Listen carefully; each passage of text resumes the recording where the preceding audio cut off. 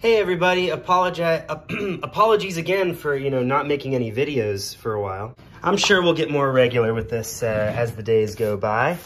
I just wanted to talk about these two Canarium books that I got a while back. I actually kind of don't remember what day I got them on. Oh wow, so I placed this order on February 2nd, 2023. Yeah, basically I did a pre-order, which meant that I got both of these books as soon as Canarium Press got them from the printer, like before they were even in bookstores or anything. And it was a purchase I had to make because, as you know, I'm a fan of Anthony Madrid for a while now. Probably been a fan for like, 3 years or more, 4 years. And so when I knew this book was coming out, I had to get it. I recommend these three too. Although if you don't want to like get the whole bibliography, I think this book is actually like a really good place to start because of how representative it kind of is of some of the things that are good about these other books. So you can kind of start here and read through and become acquainted with Anthony Madrid and fall in love with the voice and everything, and then go get the ghazals and get the these things and try never that are awesome with all the maxims and everything, and get the limericks here. Let me know if you want me to do some videos on these. I'll probably do more videos on Anthony Madrid. Maybe I'll like reread. That's what I ought to do, is reread these old books and do like videos on each of them. That sounds fun. Try Never has a cool cover, and Whatever's Forbidden the Wise is interesting because like I'm Your Slave, Now Do What I Say has this cover where it kind of, wow, that's a cool cover. I forget how much I like it. It's like, it's kind of a design that goes all the way around like that. And then Try Never has this kind of unified like idea with this cool, rare green spine from Canarium with like the shapes continued back here. And it's kind of an underrated cover, I think, in their catalog. But then this one is like kind of the dopest of them all because you have this image, which is Isidore Pill's Drapery Study for a Bishop, collection of the museum. Yeah, so it's basically like, yeah, it's just this really cool public domain picture. Canarium is crafty like that. They're always using cool things from the public domain and publishing into the public domain.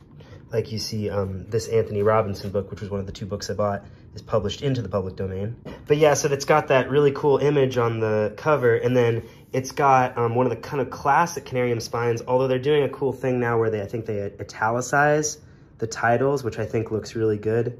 And then the back is this cool bonus, like awesome additional cover. So I think like in terms of design, this one also maybe takes the cake because it has this really cool design that kind of mirrors the way the book is laid out, because there's really two books here. There's actually a note you'll read in the start here that says, the first 9 were written, blah, blah, blah. This is the annex section at the end called The Getting Rid was a chapbook already. And I had a copy of this, but I loaned it or gave it to somebody, and I cannot for the life of me find it anywhere.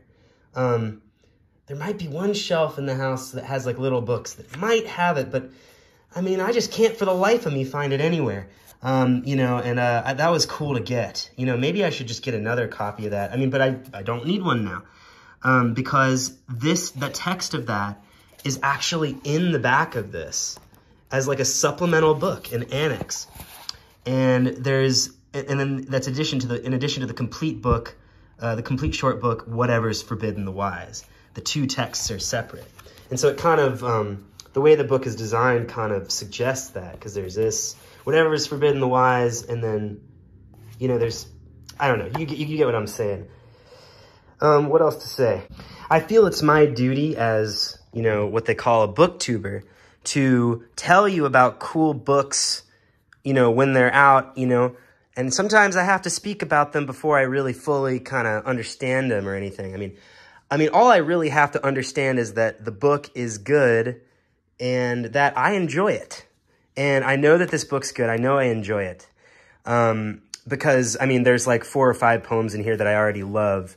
I just got to the section of the book. I'm in the process of reading it, and I've been reading like a poem a day because there's actually a poem by Anthony Madrid in I Am Your Slave, Now Do What I Say that has a line to the effect of, if you read more than 8 of these at a time or something, you read more than 6 in a sitting, you're wasting a precious drug, you know? So taking a cue from there, and also not wanting to kind of blow through my first kind of cover to cover read of this book, which is that's from an author I really anticipate releases from. I've been reading 1 a day, and or thereabouts. So trying to stick to 1 a day. Sometimes I'll read 2. I'll sneak an extra one. But yeah, I just got to the section of ghazals that comes after that kind of middle section where there are these other really wonderful forms that kind of are like the things that Anthony Madrid has on his website that he does under the like typing section. and there are of other forms. There are ones that are in forms more like the poems in this book, Try Never, which I really recommend. Gosh, this has the best, last poem in it. We'll talk like a lot more about these books. We definitely should. But yeah, so where I'm at in the book, I already know I love it. I already know I love it. Already do. And I'm really enjoying it. And I'm just thinking, I feel like it'd be cool, if you're into poetry, this I totally recommend. I think you get like a deal if you get this one and this one, or you can just, snag this one, or like, really any of these, I think. I think they're all, well, you can't get this one from Canarium. This is from Prelude Books, I think. Yeah. But I think you can also get this one from Prelude. Jeez. Okay, this one's awesome. Have I told you guys about this one yet? I don't think I have, but it's his limericks. I mentioned earlier that there's limericks, but they're illustrated limericks in the style of like Edward Lear, and damn it, I had a huge book of Edward Lear and I can't find it. What the heck is going on? Never mind, I'm gonna stop looking. I remembered that I loaned it to somebody. Anyway, yeah, this one has limericks in it. Man, I should just like do a video where I read some of the ones out of here. We saw a few folks from Chicago, but all that they bought was a taco. So they went to get pizza and lost all their seats at the Lollapalooza Palazzo. Look at this cool back that has like an index of the topics in the book. Here's one that's illustrated. There was an old man with a diptych who depicted himself in a triptych. In the first of the panels, he had on his flannels and animals handing him lipstick. So I recommend you get this. This book has some recurring characters. Owl is a sullen contemplative. He goes on a 4-mile walk. 3 kittens live under that crepe myrtle. Targets to eagle and hawk. I think that owl shows up elsewhere. Yeah, maybe like more thoughts on this book after I read it. This part with the drop caps has this cool title, Indifferent to the part of the day of which she ought to be symbolic. And has this really cool form where the poems are followed by little, I don't know what to call them. They're little tags that basically say what the poem before them mean. They say what the poem before them means. Night fence, street lights, sluggish possum, tail, other side of the fence, 4 little hands, knuckles visible, resting unimpressed face, meaning malice is bioluminescent. I like this one about the pleasure requires a code breaker. Calm cat in the road does downward dog. It looks a luxurious stretch, but in Ghana they say if cats really liked it, they'd stretch all the way to Europe, meaning pleasure requires a code breaker. The rhythm of them, when you recite them out loud, is a lot of the pleasure of having the book. Really a good book to get if you like reading a poem out loud, really just, either to yourself or to a friend of yours. Yeah. Regarding this other poem, this other book that came with Whatever's Forbidden the Wise by another Anthony, so that when the 2 books are together on a shelf, you're like, oh, it looks pretty similar,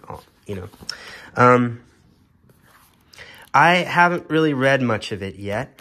It's not in a style that I'm predisposed to. It's not so far in a style I'm predisposed to like as much as the style of this book, I don't think. I'm just like really prejudiced toward Anthony Madrid. I really love the stuff he does, both, you know, in poems and prose. Love his reviews and everything.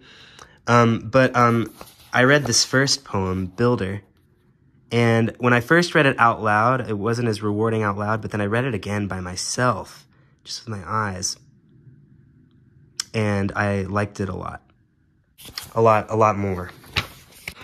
And I also read this poem, small poem. I'm having another one of those days, but it's a totally different sort of one of those days than the one of those days I was having the other day, because that day was an all-caps day, and today I'm not so loud, not so bold, not so sure of my audacity of hope and belligerence of belief, because, honey, I don't know what I believe in, or if I ever really believed in anything except Yoko, you know? I love that part. Today is like the world is upside down and turtle green, which is a word I learned from a children's book my daughter was reading to me, and it was a book about a bear who lived in a house on a beach near the sea. The bear wanted, more than anything, a father. This story broke me. That's a pretty freaking good one. Like, you know what I mean? Like the turn at, I never really, or if I ever really believed in anything except Yoko, you know? That's pretty good.